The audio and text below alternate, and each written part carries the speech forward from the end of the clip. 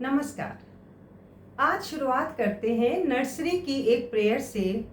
Thank you God for the world so sweet, thank you God for the birds that sing, thank you God for the food we eat, thank you God for everything. ये nursery की prayer हमने और आपने अपने समय में की हुई है, आज भी बच्चे करते होंगे। और इस प्रेयर को करने के बाद हमारा इंटरवल रिसेस टाइम होता था, हम टिफ़िन शेयर करते थे, हंसते बोलते थे, लड़ते झगड़ते थे और ज़िंदगी मज़े में चल रही थी। उसी स्कूल में ज्यों ज्यों बड़े होते गए त्यों त्यों ये भाव, ये श्रद्धा भाव कहीं विलुप्त होता चला गया और एक प्रेयर को हम एक रूटीन समझ के करने लगे। कभी एक आँख खुली है, एक बंद है, शैतानी से इधर देख रहे हैं, उधर देख रहे हैं। तो वो जो निष्पाप मन होता है, जो नर्सरी के बच्चे का सच्चा निर्दोष मन होता है, वो सच्ची भावना से प्रेयर करता था। इसीलिए आप देखिए, ये निष्पाप और निर्दोष मन होने की वजह से ही सारे छोटे बच्चे बड़े खूबसूरत दिखाई देते हैं। उनका जो रंग कैसा हो, उनकी जाति कोई हो, उनका धर्म कोई हो, हर बच्चा अगर मुस्कुरा देता है तो आपको लगता है कि पूरी प्रकृति मुस्कुरा रही है, पूरा नेचर मुस्कुरा रहा है उसके साथ। आज बात करते हैं अपनी ब्लेसिंग्स के बारे में। जी हाँ, आज का टॉपिक है काउंट योर ब्लेसिंग्स।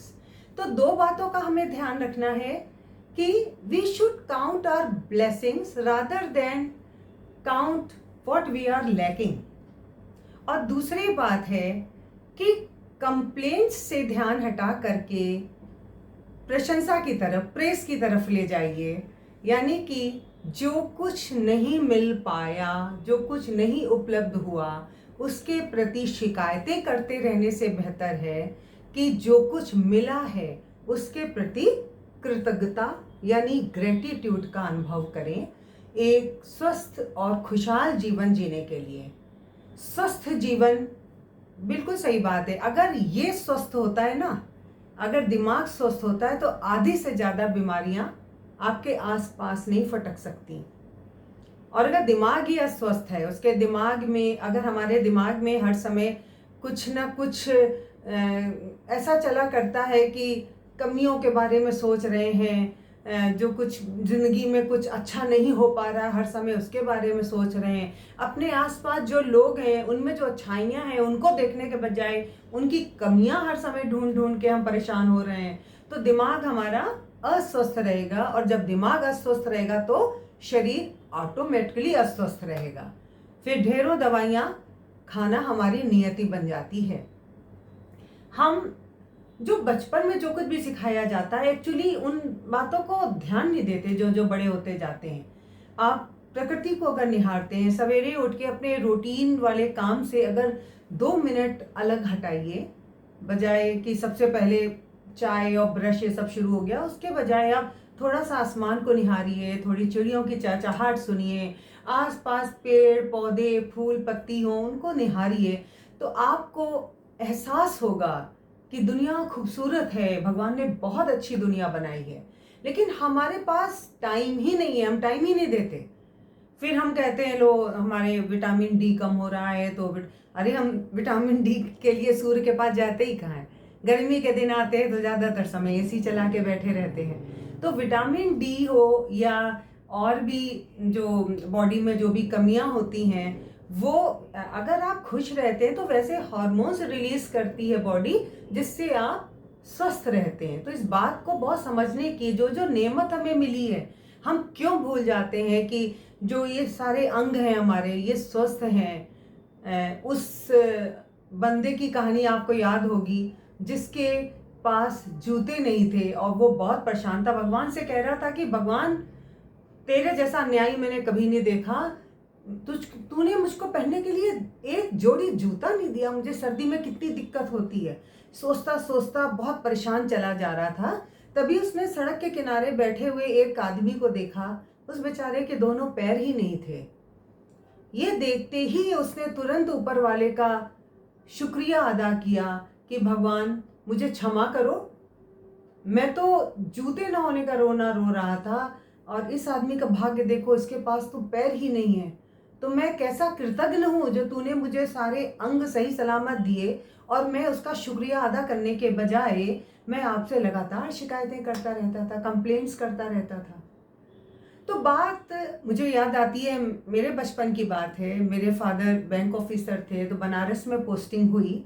वहाँ पे जहाँ हमारा फ्लैट था, उसके पीछे का पोर्शन बना हुआ नहीं था। वहाँ कुछ कच्ची ज़मीन थी जहाँ पर कुछ ये जो दूध बेचने वाले लोग रहते थे, भैंसें वैसे बंधा करती थी। तो बचपन में मेरी बड़ी गंदी आदत थी, मुझे खाने में कभी ये नहीं अच्छा लगता, वो नहीं अच्छा लगता, बहुत चूज़ी थी। तो मेरी माँ बहुत परेशान रहती थी, बहुत समझाती थी मुझे, लेकिन मुझे समझ में नहीं आता था।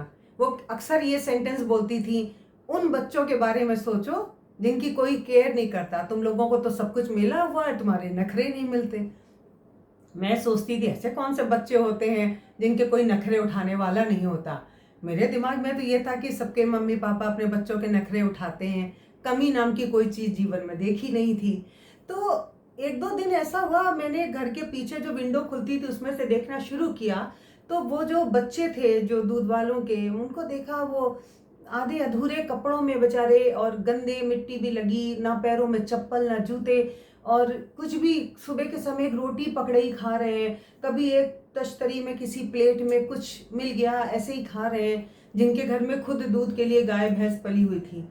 वो सब देख देख के मुझको धीरे धीरे धीरे करके बड़ा एहसास हुआ, और आप यकीन मानिए वहाँ रहने से मेरी लाइफ में बहुत चेंज आया। मैं थोड़ी संवेदनशील हूँ, तो मैंने इस चीज़ को बहुत सीरियसली लिया, और तब मुझे अपनी माँ की बातों का अर्थ समझ में आने लगा कि वाकई हमको दुनिया भर की चीज़ें खाने को मिलती हैं और हम नखरे दिखाते हैं। वो बच्चे जो कुछ भी रूखा सूखा मिल रहा है उसको ही खा के खुश हैं।